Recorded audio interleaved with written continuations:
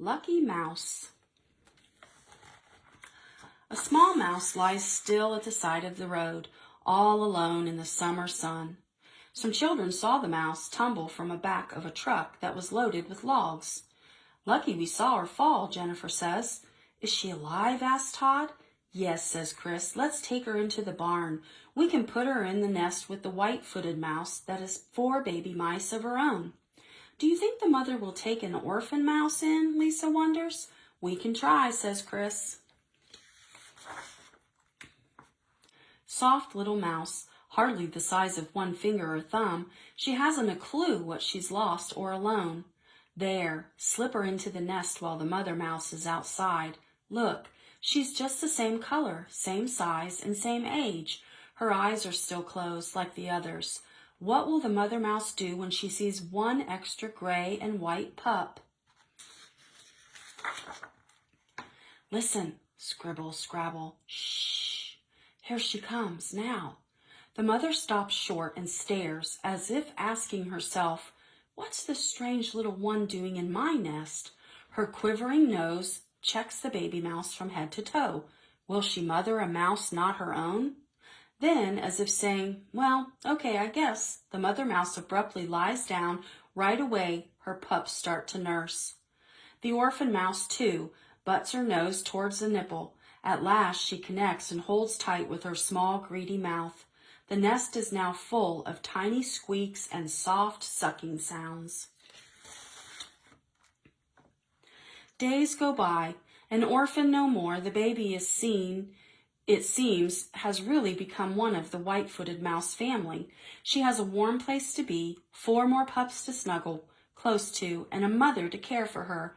She shares in all the daily routines. At bath time, she too is groomed.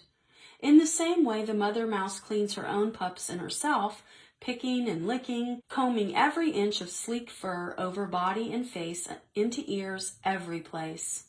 The mother hunts nightly for fruits, grasses, insects, nuts, and whatever else she finds tasty outside. Sometimes she finds people food as well as things that grow wild. The pups thrive on the milk her well-fed body supplies. How fast the young grow!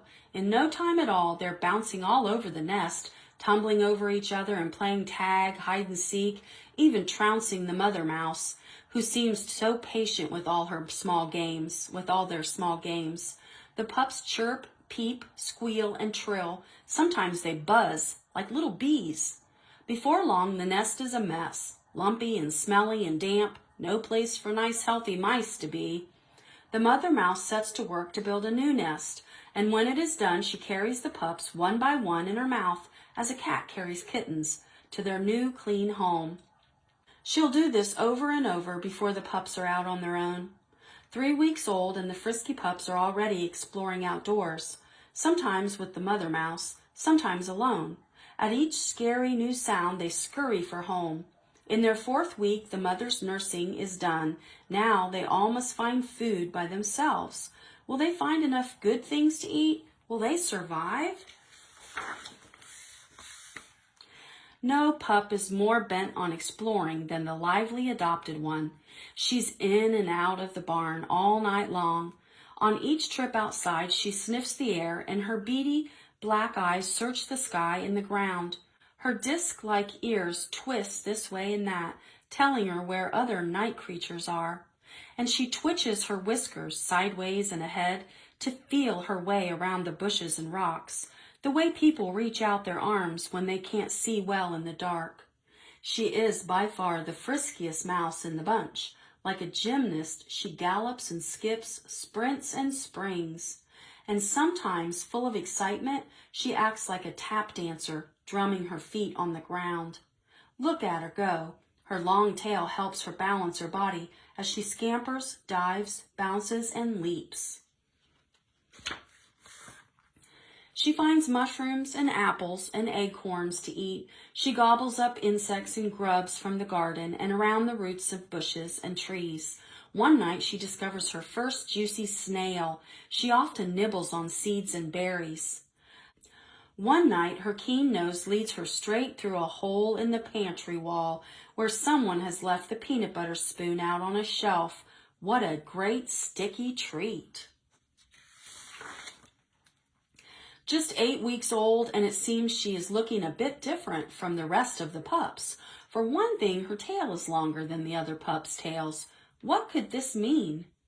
A week or so more goes by, and it's easy to see more changes are taking place. Her fur is turning a fine velvety brown, like a deer's.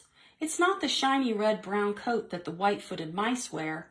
She must be a deer mouse. Does this mean she's no longer part of the white-footed mouse family? Not at all. It just means she's a close cousin to her white-footed kin. She lives in the nest with the rest of the pups until they all leave to find homes of their own, each going its own separate way. Like the others, the deer mouse travels worn paths along walls, around rocks, under roots, and on her own secret trails. She won't stray too far from the barn as she inspects burrows, squirrels and birds' nests, hollows in trees and logs. She searches a long time for a cozy, safe hideaway to live alone in for a while. At last, she chooses a burrow at the base of a tree. She lives out the winter there, snug in a nest she builds just for herself. When nuts and berries become scarce, she gnaws the bark off the apple tree, which she can easily do with her sharp little front teeth that wear down as she gnaws. But like a person's fingernails and hair, they grow all the time, so as she gnaws, her teeth stay the same length. She never leaves home without a fast check, north and south, east and west. There are many hungry creatures to watch out for, and they are always on the lookout for her. There's that fat prowling cat that stalks across fields and lawns on soft paws that hides its quick claws. It crouches and waits and waits and waits, ready to pounce on any half-awake mouse. In the woods near the barn lives the old saw-wheat owl. It hears every faint rustling sound on the ground, and it peers all around with its big night-piercing eyes. On swift, silent wings, it swoops down to clamp its talons on any small animals that don't duck in time to escape. And all winter long, the weasel, camouflaged in its snow-white coat, can easily leap in one bound to catch a wee mouse, unless the mouse dives into a burrow too tight for a weasel to follow. This mouse, though, she lasts the winter out, and in the spring she mates with a buck, a male deer mouse. That's exactly her type. In an old hollow tree, she nimbly builds a new nest of grasses and leaves, bits of paper, a soft feather or two, just like the nest the white-footed mouse mother made. Here is a safe home for her first deer mouse family. With luck, the deer mouse will live a year, perhaps 2, long enough to raise several more broods. She's been lucky before. Maybe she's going to be lucky again and again. At least that's what the kids who rescued her and watched her grow up in the warm barn hope she will do.